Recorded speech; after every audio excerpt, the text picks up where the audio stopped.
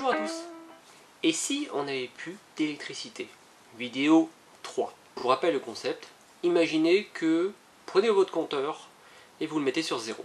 Et maintenant, comment vous faites pendant une semaine pour vivre et pour survivre? Comment vous faites pour vous éclairer? Comment vous faites pour vous chauffer? Et comment vous faites pour manger? Dans cette vidéo, on va parler plus précisément de comment on fait pour faire chauffer sa nourriture, tout simplement, pour cuisiner.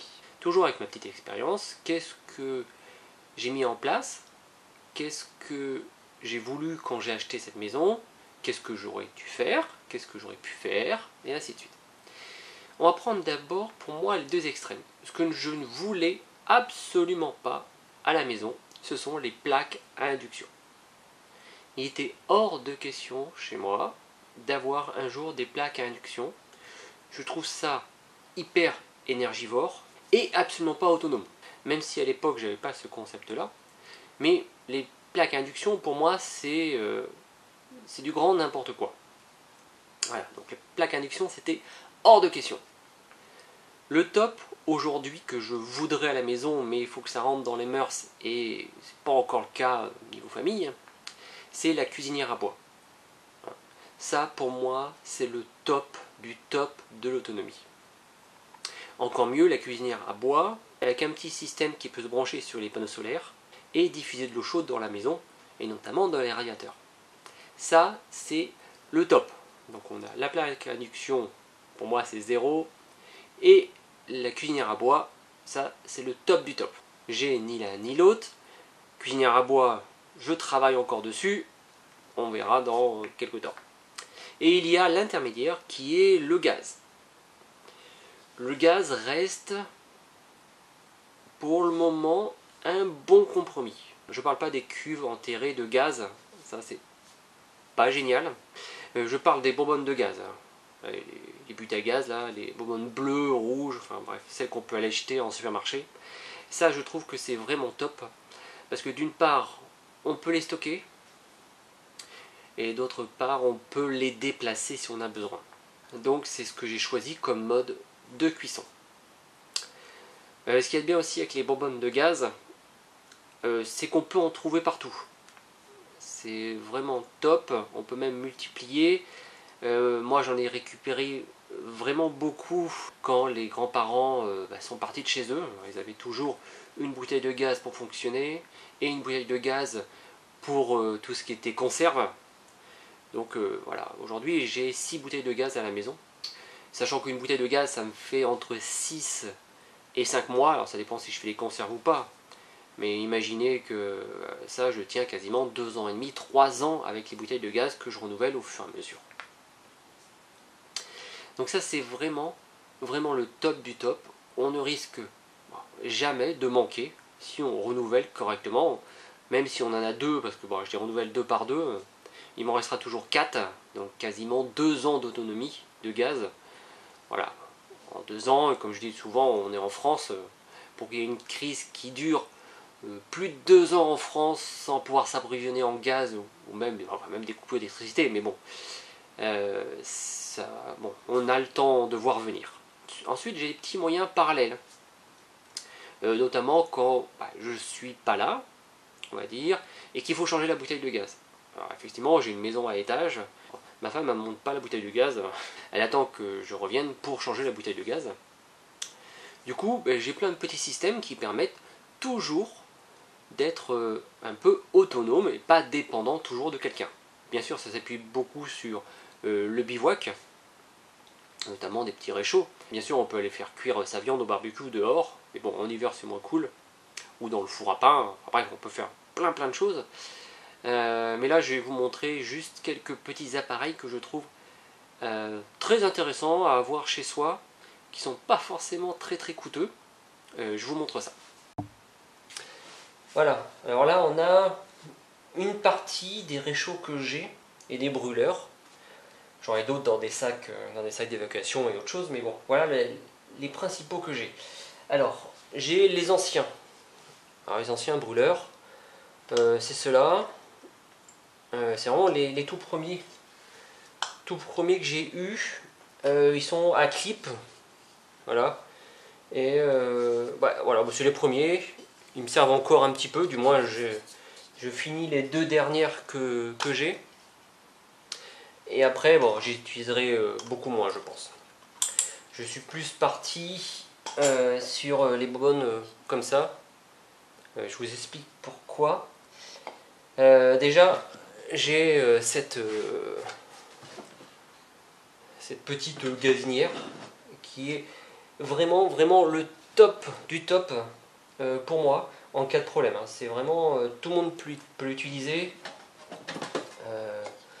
Super simple à utiliser. Hop, une petite encoche. On met l'encoche là. On ferme. On tourne et voilà. Ça chauffe. C'est vraiment facile à utiliser. Hop, on décoche. On enlève, on change et on rebouchonne. Il n'y a rien de compliqué à ça et c'est hyper utile. Il y a la petite mallette qui va avec. Honnêtement, c'est facile à en transporter. On dirait que je fais de la pub pour ça, mais honnêtement, ça, il n'y a rien de mieux. Ensuite, je me suis procuré ce nouveau petit brûleur que je trouve assez intéressant parce qu'il va sur une nouvelle. Alors ça aussi, hein, c'est un peu bizarre, mais les attaches qui sont là, ça c'est une CV300, ça c'est une CV270. Eh ben, on ne les trouve pas forcément. Maintenant, on trouve toutes celles, alors je ne sais plus les CV combien, mais on trouve toutes celles qui sont à vis. Voilà, c'est nouveau, je suis un peu dans le noir. Voilà, on trouve quasiment que ça, enfin du moins chez moi je trouve quasiment que ça. Donc je m'étais procuré ça. Et comme j'aime bien que ce soit multifonction, et que ça forcément ça marche pas, l'un l'autre, hein, il n'est pas lissé, j'ai vu qu'il existait ce petit adaptateur. Et ça, honnêtement, c'est excellent. Ça se fixe sur les embouts, donc à visser.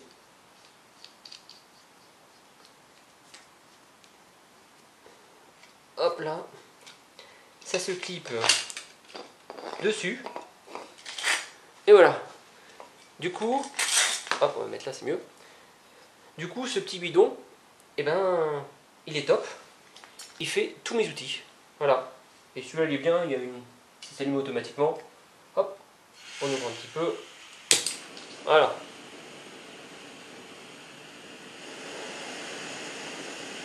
Ça chauffe.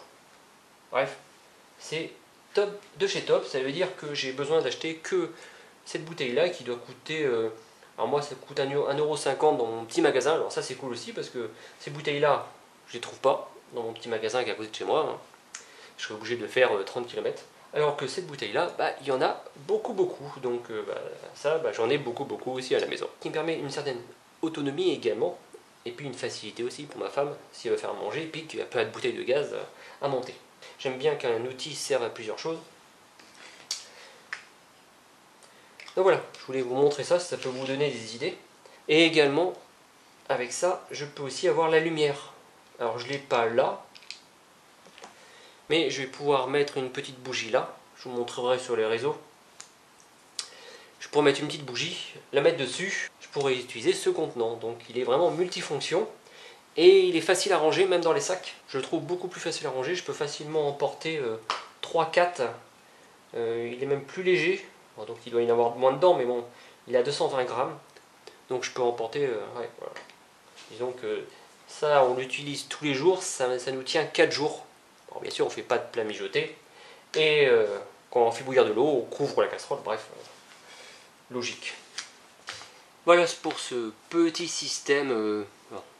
plutôt de bivouac, hein. Forcément on ne l'utilise pas tous les jours à la maison, on a d'autres outils, notamment en été, hein, pour tous ceux qui me suivent, vous savez que j'ai mon cuiseur solaire qui me permet, il fait beau, hein. En ce moment c'est pas la peine, mais on l'a déjà utilisé 3 fois, et puis après quand on est en pleine canicule à partir de mi-juin, généralement début juillet, même pendant 2 mois, on n'utilise quasiment que mon cuiseur solaire, bon, bien sûr s'il n'y a pas de nuages.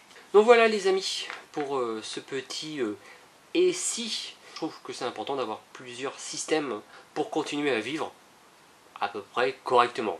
Après, on peut continuer à manger froid, mais généralement, ce qu'on stocke, hein, ce soit des pâtes, du riz, même de la semoule, c'est hyper facile à faire cuire, même des faillots. Enfin, il faut toujours avoir un moyen secondaire de le faire cuire, sinon ça sert à rien de stocker des choses crues, entre guillemets. Voilà les amis, j'espère que ça va vous faire réfléchir et de vous donner des idées au cas où.